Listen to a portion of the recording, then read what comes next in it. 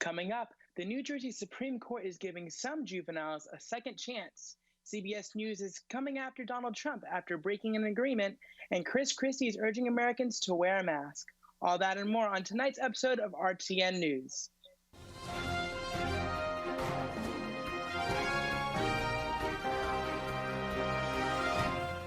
Welcome to RTN News. I'm Joel Vasquez. The New Jersey Supreme Court is giving some juveniles a clean slate. The court dismissed 1,400 failure to appear warrants older than 5 years old for nonviolent minor offenses on Wednesday. According to the court, the fines being dismissed are non-mandatory. The court also vacated more than $140,000 in fines that were imposed before July 1st on 592 juveniles.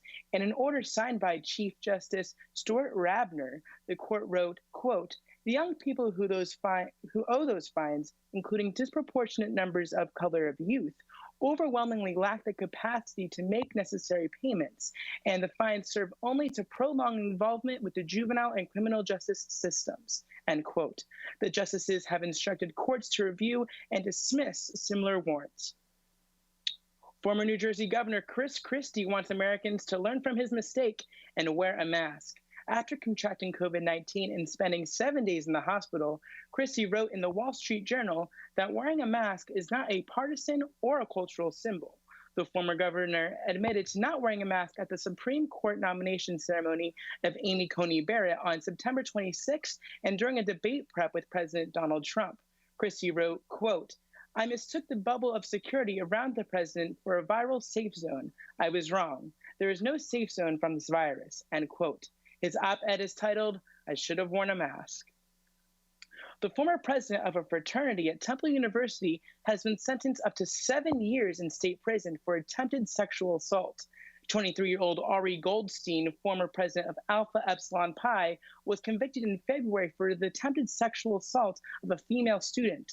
The incident happened at a party in the fraternity house.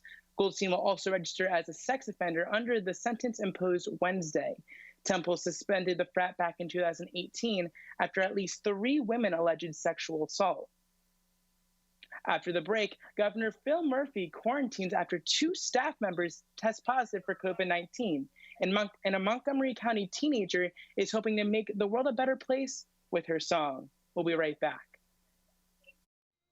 President Trump and Joe Biden are holding rallies this weekend in battleground states that could decide the November 3rd election. For the last half century, Joe Biden has been outsourcing your jobs, opening your borders, and sacrificing American blood and treasure in these endless, ridiculous foreign wars.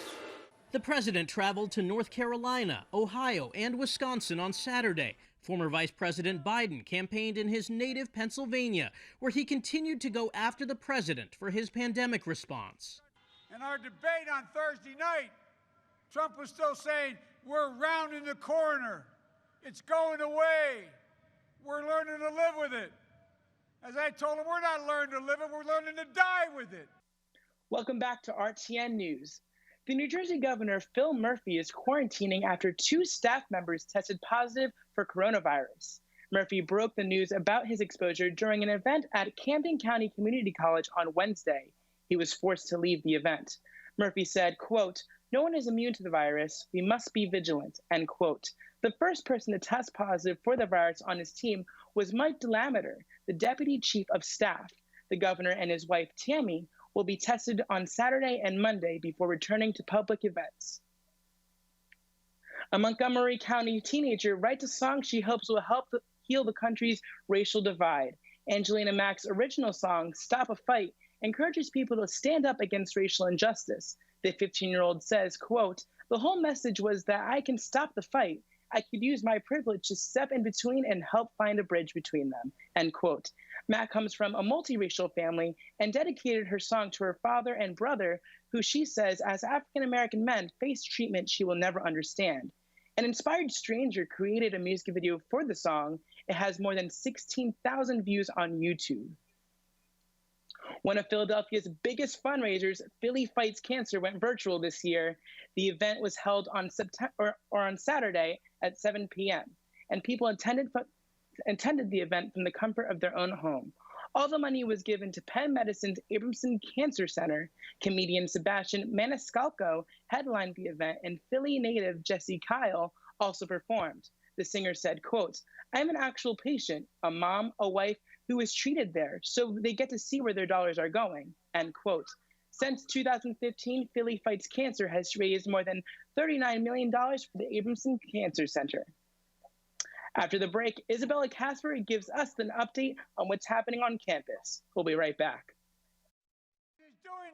Former President Barack Obama went to Miami to drum up support for his two-term VP. When you have a president who cannot call out or even criticize white supremacists, that's a problem. Did I vote? I voted straight Republican. Thank you. President Trump cast his ballot Saturday morning at a library in West Palm Beach, Florida, near his Mar-a-Lago estate. Across the nation, many early voters are standing in long lines, including New York City. All these are people that are out here that want to make sure their vote counts. We the people, by the people, and for the people, we elect the government. So far, 53 million Americans have cast early ballots, shattering records. Michael George, CBS News, New York. Welcome back to RTN News. We go to Isabella Casper with Rowan News. Thank you, Joel. I'm Isabella Casper, and I will be bringing you Rowan's latest news. Rowan Engineering is creating more than just pavements. At Rowan University's Center for Research and Education and Advanced Transportation Engineering Systems, Dr. Yusuf Metha and his fellow engineers are studying ways to improve streets, airfields, and the traffic that rumbles along them. Want to add more recycled materials to an asphalt recipe? Grappling with rapidly fluctuating temperatures damaging roadways? Need an inexpensive way to detect and map potholes or more efficient method to de-ice a landing strip? The department is working to find those answers to those questions, plus many more about traffic signal performance, driver fatigue analysis, environmental sustainability, and the effectiveness of pedestrian safety campaigns. Since opening in 2016, the center has attracted millions of dollars in government and private research funding. Roughly 50 investigations are underway in its labs. Led by a team of diverse investigators, graduate researchers, and undergraduates, the center's facility researchers include 7 engineers, a mathematician, and a meteorologist. In the center's accelerated pavement testing facility at the South Jersey Technology Park, researchers run tests on pavement using a heavy vehicle simulator, a massive truck-like machine that produces decades worth of wear and tear in a matter of months.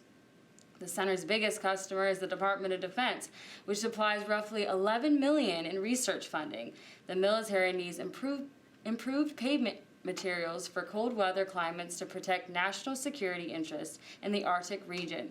This summer, the department extended its support with another $500,000 grant to develop a testing procedure to assess and characterize freeze-thaw damage to asphalt mixtures and to integrate sustainable materials in airfield mixtures for cold regions.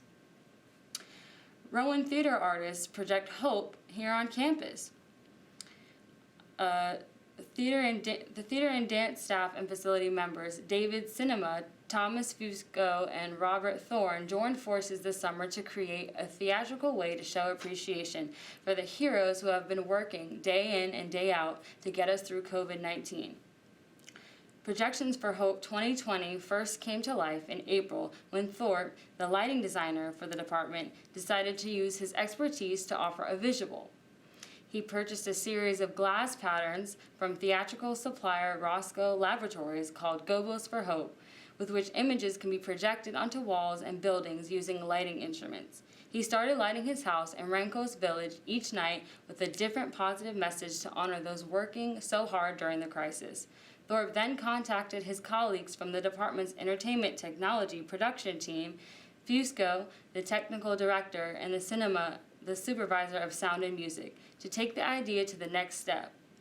A photo essay project illuminating various buildings around campus and capturing the images they created, adding to Thorpe's glass gobo images, the theatrical projection units, and color-changing wall lights. Fusco purchased a portable generator specifically for this project and handled the transportation and setup for the equipment, while Cinema provided the camera equipment and his photographic and editing expertise. The project took place on 7 nights over a 3-week period in May and June, with the team setting up and breaking down the equipment each night.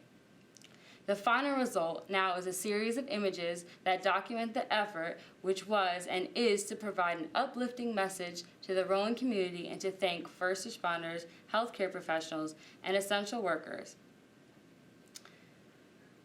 The Mindless Monday program relaxes students all over campus. If there was a pill to unwind and relax, to perform better at work and school, games and sports, to be kinder and more loving to family and friends, drugstores couldn't keep it in stock. Unfortunately, no such pill exists, but there is such an elixir, and it's all in your head. It's free and easy.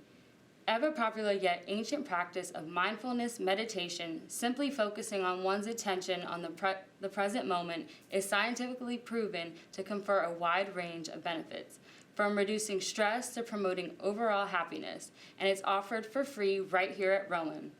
Dr. Amy Hogg, Associate Director of the Wellness Center, hosts Mindfulness Mondays, a monthly meditation group that's as close as one's smartphone or laptop.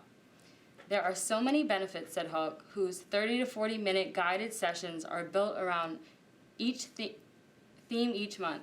Hogg said the simple act of consciously thinking, of focusing on one's breath, a word for phrase, enables the mind to clear so that when the session is over, it is unencumbered by the noise of competing thoughts.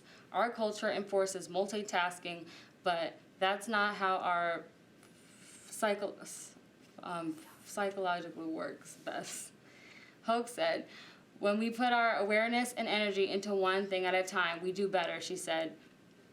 Mindfulness meditation is very easy to practice, and that participants may use techniques they learned during the Rowan sessions to meditate or their own or through guided meditation apps. Mindfulness Mondays began as an effort to offer diverse virtual programming to alumni, but is open to the entire Rowan community. Coming up, Renee Waters with National News.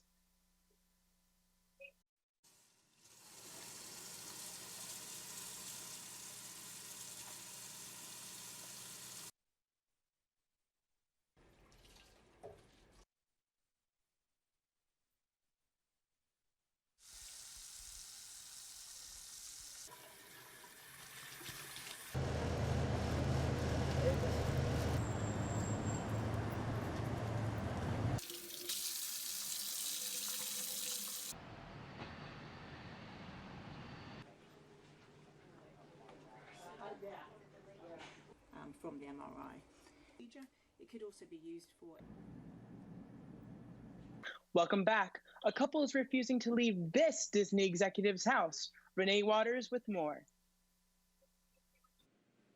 Thanks, Joelle. If you were this couple, you would not want to move out either. Ex-Disney chief financial officer says a couple used a legal loophole to squat in his $2.2 million Connecticut mansion. Lawrence Rotowski, who also helps finance Petco and CBS, says the couple has not paid rent since they moved into their fairy tale home, causing damage and multiple altercations. Mark Getachew and his wife Denora only agreed to rent the $11,000 per month home with the understanding that there was a working pool, hot tub, waterfall feature, and other luxury amenities. Eric Grayson, Rotowski's lawyer, says they will be filing a serious counterclaim shortly and moving for eviction once the pandemic rent hold is lifted. CBS News calls out President Donald Trump after sharing 60 Minutes interview right before its air date. Trump posted on social media the interview after spending days threatening to do so, including correspondent Leslie Stahl, who conducted the interview. CBS says the White House recorded the interview alongside the network, but agreed only to use the footage for archival purposes. They did not respond to the request upon agreement. During the interview, Trump says Stahl was biased and negative with her questioning. The 60 Minutes episode includes Biden and his running mate Kamala Harris. Metropolitan Transportation Authority bus rider stabbed another passenger after accusing him of staring at his girlfriend. Authorities say the two got into an argument, leading into a physical altercation. The 31-year-old victim was at a stop on Willis Avenue in the Bronx. At some point during the fight, the rider stabs the victim multiple times, leaving the scene onto his 3rd Avenue. Police are still looking for the suspect, who was wearing glasses, a red shirt, and pants. The victim was later taken to Lincoln Medical Center in stable condition. Now back to Joelle. Thank you, Renee. Coming up is a weather update after the break. Trump and Joe Biden are holding rallies this weekend in battleground states that could decide the November 3rd election. For the last half century, Joe Biden has been outsourcing your jobs, opening your borders, and sacrificing American blood and treasure in these endless, ridiculous foreign wars. The president traveled to North Carolina, Ohio, and Wisconsin on Saturday. Former Vice President Biden campaigned in his native Pennsylvania, where he continued to go after the president for his pandemic response. In our debate on Thursday night, Trump was still saying, we're rounding the corner. It's going away. We're learning to live with it. As I told him, we're not learning to live it, we're learning to die with it, because he's doing nothing. Former President Barack Obama went to Miami to drum up support for his 2-term VP. When you have a president who cannot call out or even criticize white supremacists, that's a problem. Welcome back. Now Chelsea with the weather. This week is sure to excite winter fans as the temperatures gradually get colder, showing us a sneak peek of what's around the corner. Starting out, today will be 72 degrees with a low of 52 and a chance of showers. Morning showers on Wednesday will bring the day's high down to 63 with a low of 46. Thursday will be sunny with a high of 63 and a colder evening of 42 degrees. Friday will be mostly sunny with a high of 58 and a low of 38. Saturday and Sunday will be cloudy with a high of 56 and a low of 36. Monday will be very cloudy with a high of 57 and a low of 35. That's all for this week's episode of RTN News. Stay tuned for next week's episode. I'm Joelle Vasquez. Have a good day.